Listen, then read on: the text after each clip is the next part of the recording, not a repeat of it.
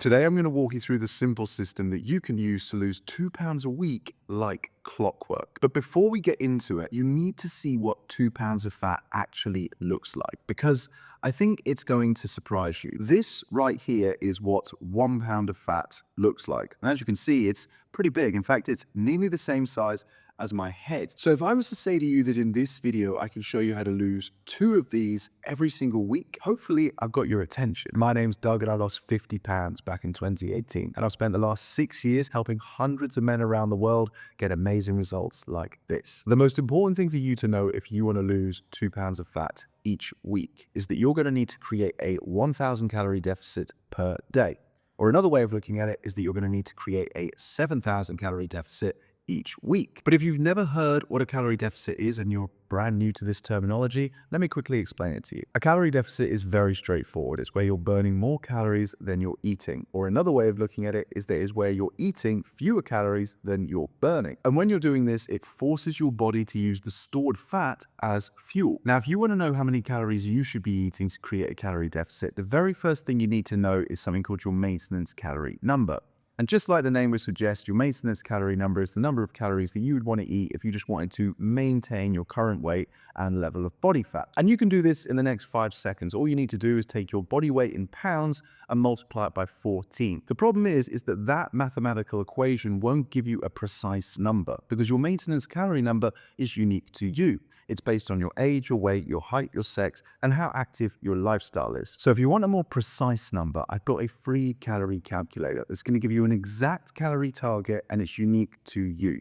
If you want to try it out, I'll leave the link to it in the description underneath this video. Now, the number that the calculator will send you is putting you into a 500 calorie deficit each day. But do you remember at the start of this video where I said that if you wanted to lose 2 pounds of fat a week, you need to be in a 1,000 calorie deficit a day? Well, that's because there are 3,500 calories in 1 pound of fat in one of these, which means if you want to burn 2 of these each week, you're going to need to create a 7,000 calorie deficit. But I don't want you to create a bigger deficit than 500 by eating even less. That would be too restrictive, it'd be too boring, and let's be honest, you just give up after a couple of weeks like every other diet. So stick to the number of calories that my calculator recommends. So this is where the magic happens, because now what we're going to do is get you burning 500 calories more. And if you eat 500 calories less and burn 500 calories more, now you've created that 1,000 calorie deficit. What we're aiming to do here is actually increase your maintenance calorie by burning 500 calories more. So you're attacking your deficit from both sides without having to go too low on your calories and your food. Now, on the face of it, burning an extra 500 calories a day might sound hard, but I promise you, it isn't. I'm not expecting you to go to the gym every day, and I'm certainly not expecting you to do any cardio. In fact, I didn't do any cardio when I lost those 50 pounds. Because the truth is, the number of calories that we burn from exercise is overestimated. Obviously, I'm a huge advocate for it, and I'm always going to encourage you to do it. But I also know that it's something that puts a lot of people off. So what I'm talking about here is trying to live a bit more of an active lifestyle. Because think about it, even if you were to work out 7 days a week for 2 hours at a time, you'd still only be spending about 8% of your week in the gym. So the lifestyle that you live outside of the gym is far more important. This is a former client of mine called Paul. He's in his early 40s, he's married, he's got a busy job, and he's got 2 kids. But he lost 30 pounds on my coaching program in just 12 weeks. And a big part of that was from combining his 500 calorie deficit with getting his steps in. He would regularly hit 18,000 steps a day. But here's the thing, you don't have to do that. Paul's an outlier, but he's a great example of just how much of an impact getting your steps in can have. And walking is such an underrated exercise. I mean, if you can even call it an exercise. But here's the problem. The average American and the average Brit only does about 3,500 steps a day. But if you're walking at a brisk pace, you can do about 1,000 steps every 8 minutes. That means if you walk for just an hour a day, or 64 minutes to be precise, you can do 8,000 steps. Not only is that going to be more than double the average, but it's also going to help you to burn an additional 300 to 500 calories. Now, if you're wondering why there's a range, it's because it depends on how fast you're walking and how big you are. The heavier you are, the faster you walk, the more calories that you're going to burn. And the best part is that you can multitask while you're getting your steps in. whether it's listening to a podcast, an audiobook, sticking a playlist on, or what a lot of my clients have done now is switch their Zoom meetings to walking meetings. And if you proactively try to get 8,000 steps in a day, you'll probably actually hit 10,000 because you're going to do about 2,000 steps a day just existing, whether it's commuting to work, walking around the house, grocery shopping, or playing with your kids. So that's how we're going to increase your maintenance calorie number by 500 every day. And again, if you want to add exercise on top, then obviously that's great. I'm always going to encourage you to do so. Lifting weights 2 to 3 times a week for just 45 minutes is going to be absolutely fantastic for building a defined, lean body. If you are going to do that, then I'd encourage you to focus on building your workouts around what we call compound movements. Compound movements are the multi-joint exercises that use the biggest muscles in your body. So your quads, your glutes, your hamstring, your chest, and your lats. And the reason that I suggest that is because the bigger the muscle, the bigger the contraction. And the bigger the contraction, the harder that your body has to work to enable that contraction. So the harder your lungs have to work to breathe in the oxygen, the harder your heart has to work to pump all of that extra oxygen in the blood to the muscle so that it can contract. So doing compound movements is going to make your workouts far more efficient. You're going to burn more calories in less time. Now, of course, you can go ahead and Google a list of compound movements, but a few examples for you would be the squat, deadlift, lunges, hip thrusts, chest press, lat pull downs, pull-ups, dips, push-ups, anything else like that. Now let's talk about how to set up your diet to make it as easy and effortless as possible. And by the way, if you're still with me and you haven't already, now would be a great time to tap that subscribe button. To start with, you're going to need to use an app like MyFitnessPal to track your calories. I know it's a bit of a nuisance, I know it's not sexy, but listen, it works. Most people are put off calorie tracking because they see it a little bit like a life sentence. So 8 weeks of consistent tracking is all it takes. 8 weeks for you to see food like Neo sees the Matrix. 8 weeks out of the 4,000 that you're going to live. That's only 64 short days, which by the way is 0.2% of your entire life. When you start tracking your calories, just use the first 3 to 5 days as a little bit of an audit. You don't need to overhaul your food at this stage. Just use it as a chance to gather data and then look at that data and bucket your food into a traffic light system. So you're going to have green, which is essentially fill your boots, have as much as you want. Amber, where you think, I know that's probably not serving me that well, but it's not the end of the world. And then red, where you're like, I really need to cut this out if I'm going to hit my goals. Now, there's no exact science to this because what's in one person's red list might be in another person's amber and vice versa. But what I would encourage you to do is eat 80% for function and 20% for fun. You want to be sprinkling in treats into your diet every single day. You want to make it enjoyable because it's far better to be pretty good every day than perfect for one day. In fact, the latest scientific data and research has shown that the reason so many people, I think it's something like 95%, fail to lose weight and then keep it off is not because of its specific methodology. It's not because they're doing vegan or carnivore or keto or intermittent fasting or anything like that. It's because their diet isn't sustainable. They're not able to stick to it. And the reason they're not able to stick to it is because they don't enjoy it. You need to enjoy this process because motivation and willpower is only going to take you so far. You also want to try to eat as much protein as you can. Now, we've all heard that protein helps us to build and then maintain lean muscle. But what most people don't realize is that it's also a powerhouse when it comes to fat loss. And that's because it helps to keep us full. And the reason that does that is because it's harder for your body to break down, process, and digest. So it fills your stomach. And when it fills your stomach expands. And when it expands, it sends a signal all the way up our body to our brain, telling it that we're full. Another great tip is to limit the amount of calories that you get from liquids. So the obvious ones here are alcohol and sugary drinks. But what most people don't realize is the number of calories in things like Starbucks. In fact, this is a true story.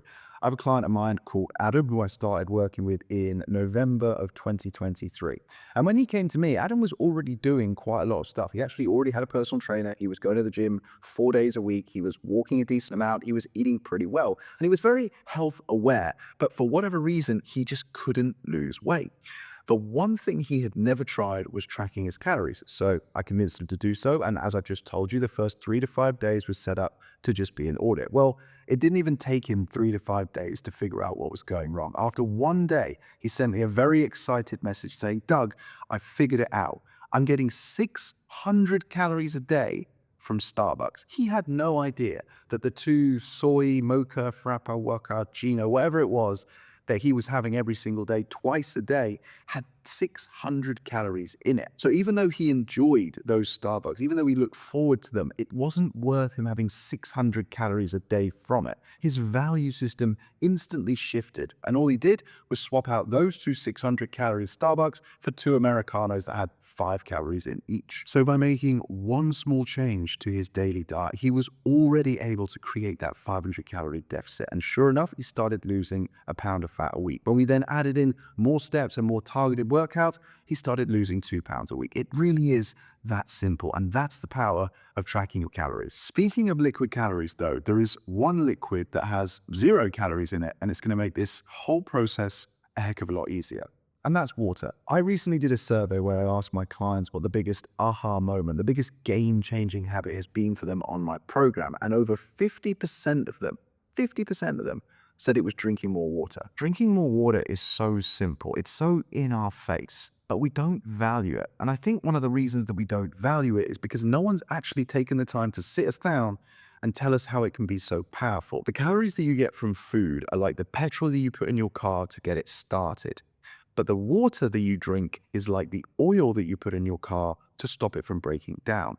That's how powerful it is. Every single cell in your body requires water to function properly. It's a little bit like your body's secondary energy system. And what it really does, the real power, is that it prevents dehydration. And again, most people don't really appreciate just how negative an effect dehydration can have. But if you become just 1 to 2% dehydrated, that's it, 1 to 2%.